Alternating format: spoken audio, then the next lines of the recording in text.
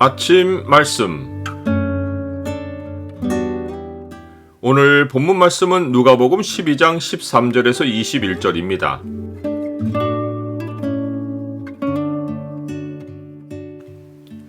재물로 사람을 돕는 것이 하나님께 대한 부요이다. 오늘 본문을 경고의 창으로 보면 소유에 대한 사람의 어리석음이 무엇인지가 보입니다.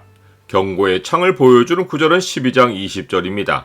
하나님은 이르시되 어리석은 자여 오늘 밤에 내 영혼을 도로 찾으리니 그러면 내 준비한 것이 누구의 것이 되겠느냐 하셨으니. 무리 중에 한 사람이 예수님을 선생님으로 부르며 유산 분배 문제를 해결해 달라고 요청했습니다.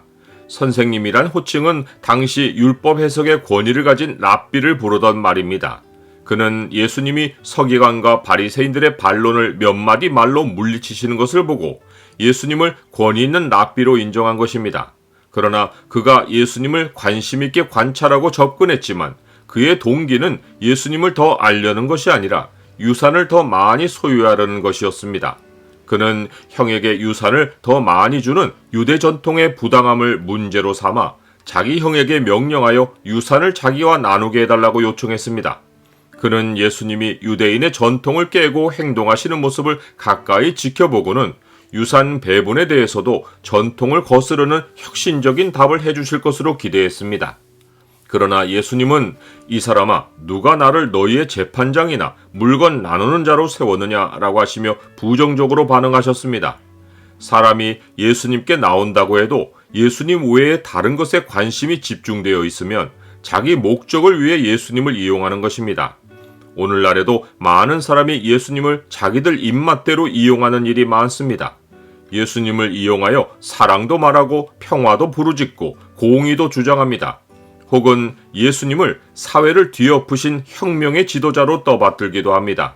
그러나 그들에 대한 예수님의 답변도 동일할 것이 분명합니다. 이 사람아 누가 나를 너희의 재판장이나 물건 나누는 자로 세웠느냐? 생명의 근원이신 하나님께 목말라 있지 않고 다른 것에 갈증을 느끼는 것이 탐욕입니다. 사람이 땅에 있는 지체, 곧 땅의 요소들을 죽이지 않고 예수님께 접근하면 비록 예수님을 찾는다고 해도 우상을 섬기는 것입니다. 그러므로 땅에 있는 지체를 죽이라. 곧 음란과 부정과 사욕과 악한 정욕과 탐심이니 탐심은 우상 숭배니라. 사람이 탐심을 가지는 배후에는 넉넉한 소유를 얻으려는 동기가 있습니다. 즉 생명이 소유에 있다고 생각하는 것이 탐욕을 일으킵니다. 사람이 소유가 넉넉하면 1000년도 살 것 같지만 사람이 살고 죽는 것은 하나님의 소관입니다. 사람이 사는 길은 오직 하나님께 자기 생명을 드리고 하나님이 주관하시는 삶을 따라가는 것입니다. 예수님은 유산 분배를 공평하게 해달라고 요청했던 동생에게 응답하신 후 무리를 향해 삼가 모든 탐심을 물리치라. 사람의 생명이 그 소유에 넉넉한 데 있지 아니하니라 라고 하셨습니다. 예수님이 무리를 향해 이 말씀을 하신 것은 사람의 생명이 소유에 넉넉함에 있다는 생각이 특정 사람의 것이 아니라 일반 백성의 사고방식인 것을 아셨기 때문입니다. 예수님은 한 부자의 비유를 해주시면서 소유를 생명으로 여기는 어리석음을 고발하셨습니다. 한 부자는 밭에 소출이 풍성해지자 살아갈 날도 여러 해로 늘었다고 생각했습니다. 그는 쌓아둔 물건만큼 평안과 희락도 누릴 것으로 생각하고는 작은 곳간을 헐고 더 크게 지었습니다. 하지만 하나님의 인생 계산법은 달랐습니다. 사람의 생명은 저축이 안 되고 소유와 비례하지도 않습니다. 생명이 소유와 비례한다고 생각하는 부자를 향해 하나님은 어리석은 자라고 부르셨습니다.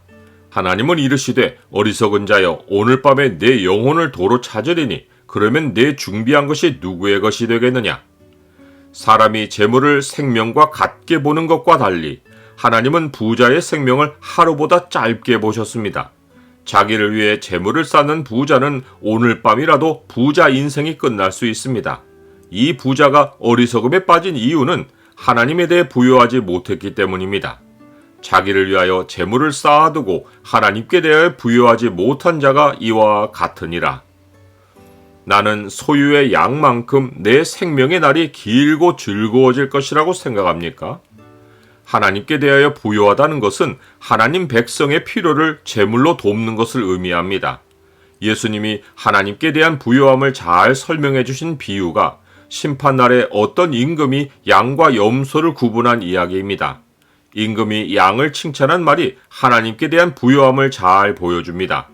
임금이 대답하여 이르시되 내가 진실로 너희에게 이르노니 너희가 여기 내 형제 중에 지극히 작은 자 하나에게 한 것이 곧 내게 한 것이니라 하시니라. 우리는 형제자매들의 필요에서 하나님을 만나고 그들의 필요를 채워줌으로써 하나님이 재물을 주신 목적을 이행합니다. 땅의 부자가 아니라 하나님께 대한 부자가 땅에서도 재물의 공급을 받아 구제할 수 있고 이로써 하늘에도 담이 없는 보물을 쌓을 수 있습니다. 너희 소유를 팔아 구제하여 낡아지지 아니하는 배낭을 만들라. 곧 하늘에 둔 바 담이 없는 보물이니 거기는 도둑도 가까이 하는 일이 없고 좀도 먹는 일이 없느니라.